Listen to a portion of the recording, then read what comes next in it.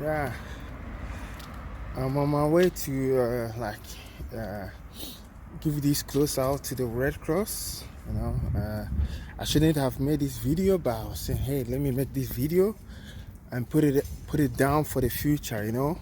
Because I might need it. Because there was this thing about like Ghana being one of the leading countries where used clothes are always sent back to the country to be dumped there, and it's creating problems for the environment and a lot of things. And yeah, I looked at this video some time back ago, and I just got some pretty good ideas, and I said, hey, this is something that can be stopped, can be kept down. Actually, it's all about the systems that are in place to stop these things. Maybe are not working in the right way, or maybe they need extra good ideas to stop these used clothes coming to the country. If you can see these clothes, I just stop somewhere and you have a look at it very well. The Red Cross is just right over here, like a few minutes walk. So I'm going with a trailer, just pushing it, and these clothes are all that I'm going to give out. Is really in good shape. My kids just wore it for some months, and here it's like the things are season, so you wear it for like a few months, then it comes to the cold time or the summertime, and some things need to be changed, and the kids, they keep growing. So we just put it well in a good orderly manner, and we send it back always to the Red Cross. The ones which don't go to the Red Cross, we just leave it near our place. There's a container, metal container, that you can just drop the used clothes inside, and they will check it and take what is good. So it shouldn't be that always all these used clothes should be going back to Africa. And if it should be going to Africa, the good ones should be going, not the ones which are bad, that can't be used, and it goes back there, and it's like a garbage bin, being like Africa. So I just turn, and you see these clothes here, and you see how is it? It's in good shape.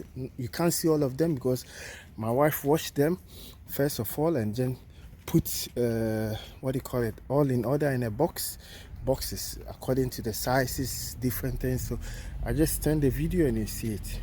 Wait.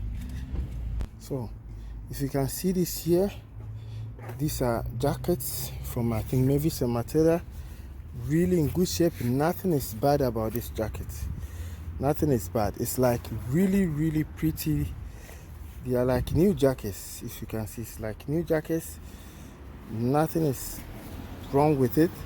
So what we are doing is we are taking it back, and you have other ones here. This is from Richard. This is Richard Jacker. He used to wear it, and like something like this, when it goes back there, then the Red Cross people will just put it in order and give to other people. Over here are like the normal clothing. Some are here, Richard James top, all this, and it's really packed, all full of clothes, to even this side. You see, there's clothes here, and it's well organized, one after the other, really neatly packed, washed, and has been neatly packed. Okay, all thanks to my wife, all in order, nicely packed inside the boxes. Inside, everything is really packed nicely.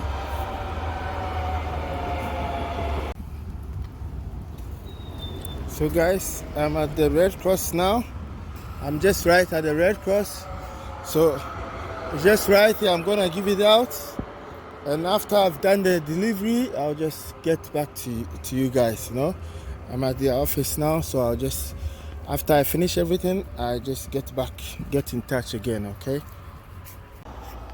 let's put mine inside, and then yeah, I make this because, like you can see, I just came, and like this is the clothing area. So like you come and you put your clothes there. Just so somebody put his clothes. So what I'm going to do is just like the same thing, because I went to the Red Cross, and unfortunately they couldn't take the clothes because the people in charge are not there.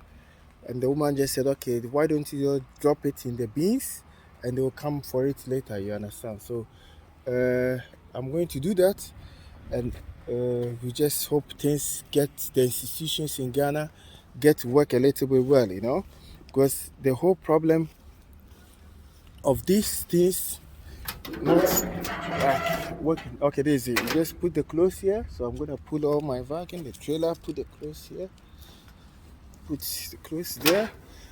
The whole problem is, the institutions in charge. They can say, hey, man, if you bring clothes to Ghana and we check at the harbor that these clothes are not very good, they are not in good shape, then we're gonna make you pay a big fine. So to avoid all this stress, we can just let the people bring the clothes, and instead of charging just 1,000 euro maybe for clearing the containers, you can charge 3 times or 2 times. That's 2,000 euros. So when the person brings the clothes and they are not in good shape, like all these are all good jackets from Mavis, Matilda, Richard. And what happens is this clothes goes inside, and the people in charge will come and have a look at them, take it to the refugee camps, because refugees come from Syria, Iraq, Africa, Ghana, Nigeria,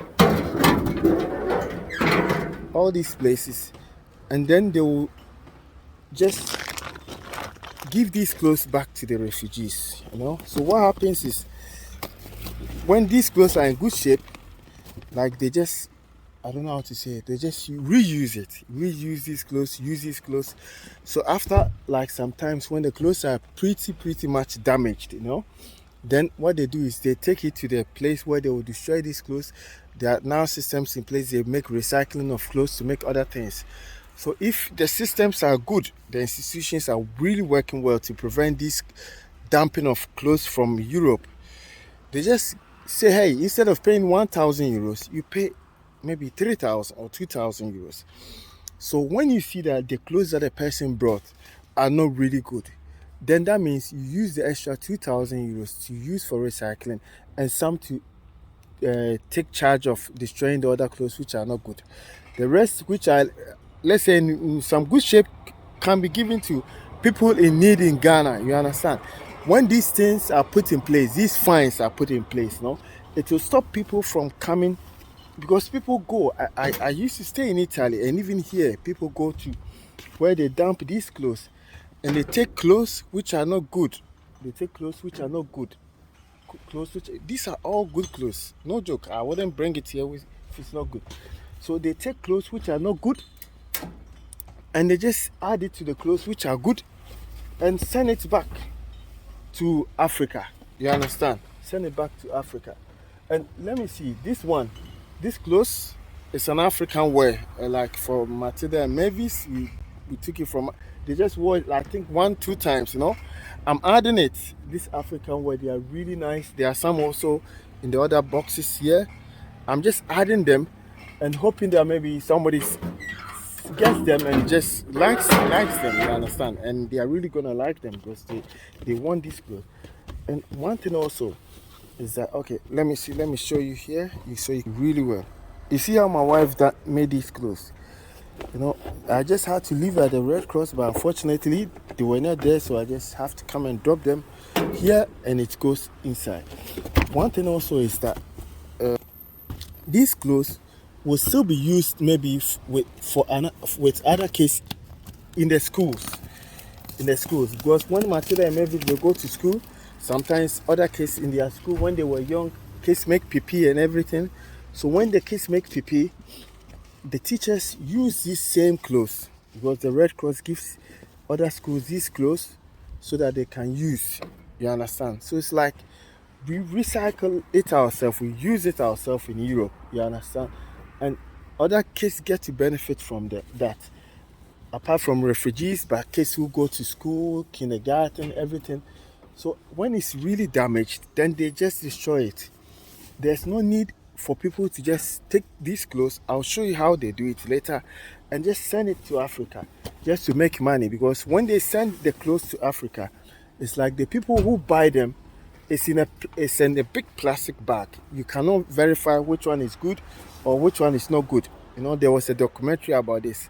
So if these systems are working, then the people cannot bring the clothes and try to hide it from the people. You understand? So let's hope that in the future, what I'm trying to do is like feeding families. This organization I'm trying to create. It's not about only feeding families or giving the families food. It's like feeding the families, feeding people, feeding the brains. Most important, the mind. The mind is what is killing. The mindset is killing us most of the time in Africa and, let's say, part of rest of the world. So I just have to strap these ones also, and you can verify they are all good clothes. This is how we do it. We wash them, put them well, organize everything well.